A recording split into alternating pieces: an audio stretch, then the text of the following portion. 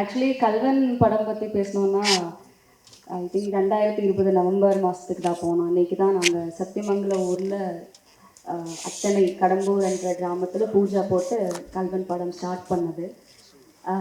அந்த ஊர் ஆக்சுவலி ரொம்ப பியூட்டிஃபுல்லாக அழகாக இருந்தது. எப்படின்னா எங்கே பார்த்தாலுமே பா அப்படின்னு சொல்ல ஒரு அந்த மாதிரி இருந்தது.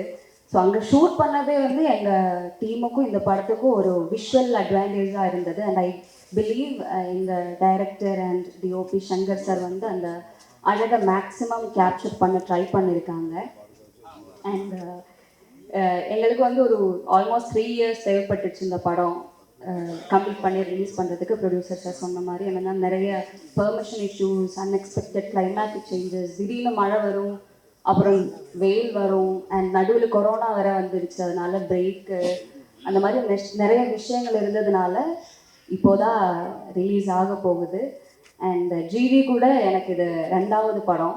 நாச்சியாரில் தான் ஃபர்ஸ்ட் நான் அவங்க கூட ஒர்க் பண்ணது. அப்போ வந்து ஆக்சுவலி அவர் கூட நிறைய எல்லாம் பேசலை.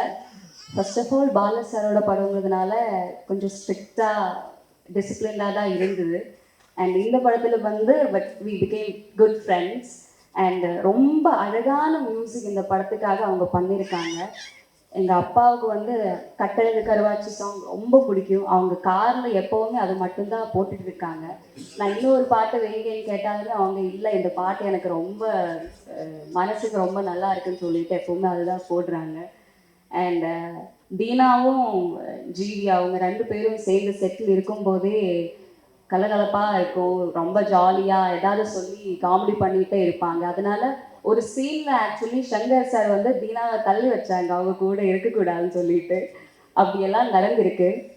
அண்ட் இந்த படத்தில் ஜிவி வந்து கெம்பன் கேரக்டர் பண்ணுறாங்க, தீனா வந்து சூரிங்கிற கேரக்டர் பண்ணுறாங்க.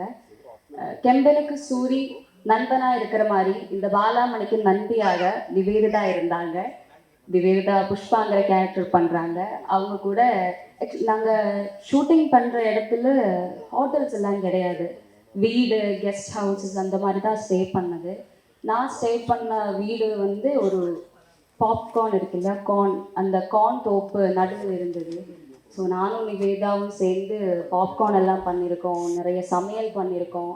ஸோ கல்வன் வந்து எனக்கு நார்மலான ஒரு ஷூட்டிங் எக்ஸ்பீரியன்ஸ் கிடையாது, டிஃப்ரெண்டான ஒரு கிராமம், ஒரு ஹாம்லி ஃபீல்டாக இருந்தது. ஸோ அண்ட் பாரதிராஜா சார் கூட எனக்கு ஒர்க் பண்ணுறதுக்கு சாரி என்னோட தமிழ் திடீர்னு எங்கேயோ போயிடுச்சு.